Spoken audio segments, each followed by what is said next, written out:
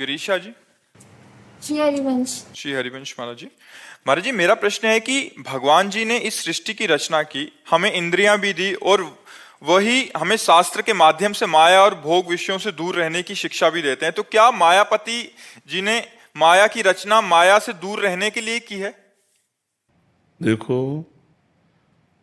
भगवान ने दो पक्ष रखे हैं, एक सुख एक दुख, एक पुण्य एक पाप, एक माया एक भक्ति, दोनों रचे हैं। विष अमृत दोनों रचे हैं और रच करके छोड़ दिया। अब तुम विष पान करते हो या अमृत पान करते हो? तुम माया का स्वाद लेते हो या भक्ति का परमानंद लेते हो? ये आपके ऊपर छूट कर दिया है, जीव को स्वतंत्र कर दिया है। तुम जो चाहो कर सकते हो, चाहे अपने कर्म बिगाड़कर दुर्गति, चाहे कर्म बनाकर सदगति, दोनों पक्ष भगवान ने रचे। अगर केवल माया ही रचा होता तो फिर प्रश्न था, फिर दूरी क्यों बनाए? क्योंकि दूसरा पक्ष है नहीं, तो दूसरा पक्ष भक्ति है जो परमानंद प्रदान करने वाली है। अच्छा, माया कोई त्यागने वाली वस्तु नहीं है। माया के कुप्रभाव से, माया में दो भी भाव है, एक अच्छा प्रभाव है और एक बुरा प्रभाव है। जैसे माया से रचित ये शरीर है, अब इस शरीर से हम सत्कर्म कर सकते हैं, तो माया का अच्छा प्रभाव हुआ कि नहीं? हमारी वाणी है, माया ही तो है।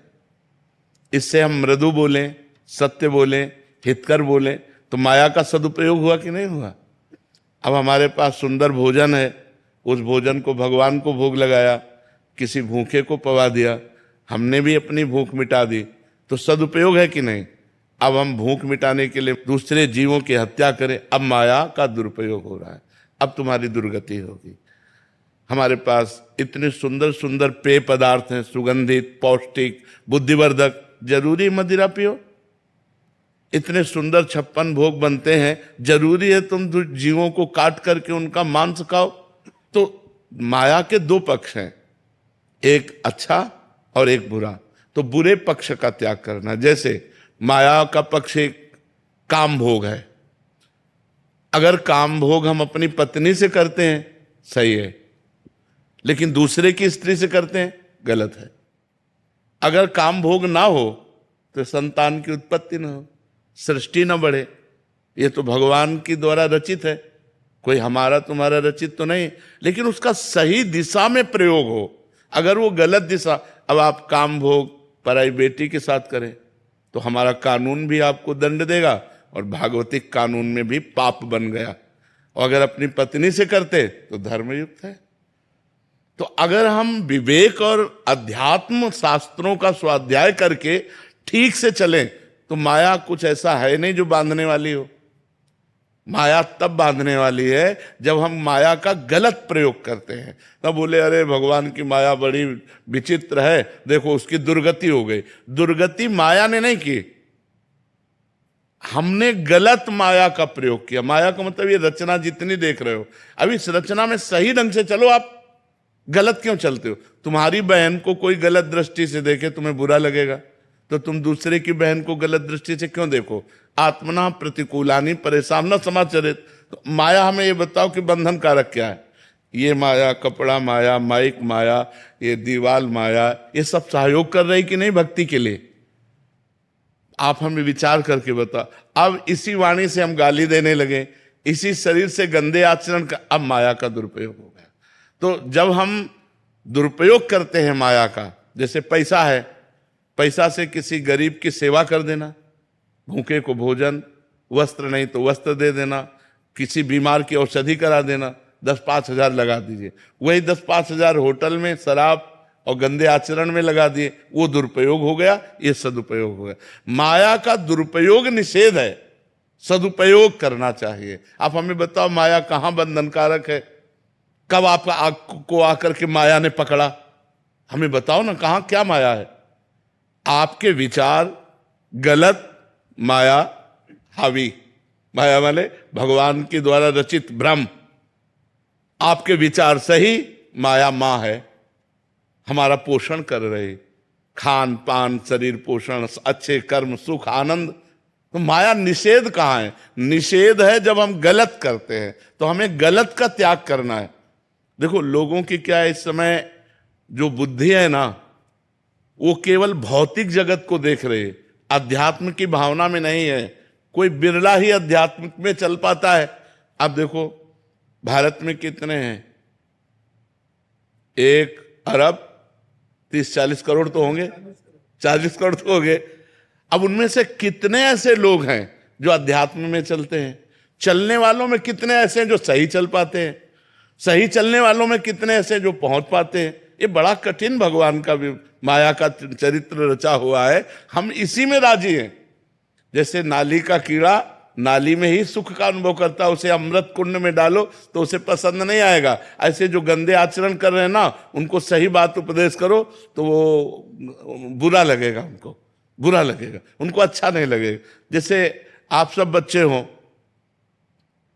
अब आए हो तो सुधरने के लिए ना, तो हम कड़ुआ भी बोलेंगे।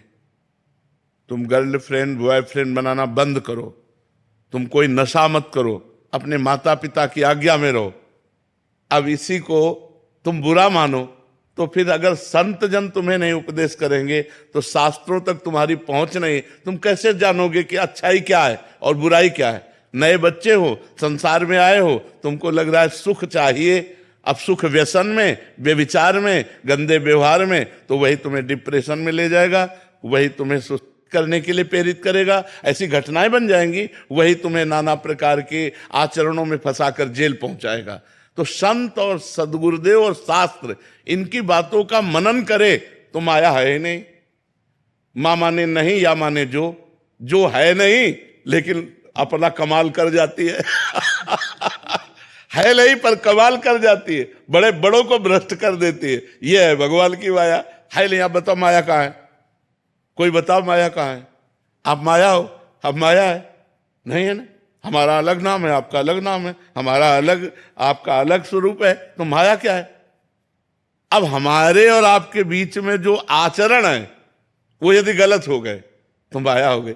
अभी आप जब यहां से निकलेंगे तो आपसे कहा जाए माया से मिल के आ रहे हो, तो आप कहोगे नहीं, हम तो भक्ति का आनंद लेके आ रहे हैं। तो जब हम 4 लोग बैठ करके अच्छी वार्ता करते हैं तो वो भक्ति बन जाती है, और जब बुरी वार्ता करते हैं तो वही माया बन जाती है। बस इतना अंतर भगवान ने इसीलिए दोनों पक्ष। अच्छा देखो, बाजार तभी अच्छी मानी जाएगी जब उसमें हर सामान मिले। अगर केवल मिठाई ही मिठाई मिले, कोई कहते मिर्च क्यों बनाई भगवान ने? नहीं यार, मिर्च की भी जरूरत है, हर चीज की जरूरत है। भगवान ने अपनी सृष्टि में सब कुछ बनाया है। अब हमको क्या पसंद है? हमको धर्म पसंद है कि अधर्म पसंद है, पाप पसंद है कि पुण्य पसंद है? हमको सुधरना है। भगवान से शिकायत लेकर ली कि आपने माया क्यों बनाई है, क्योंकि ये सब माया ही है।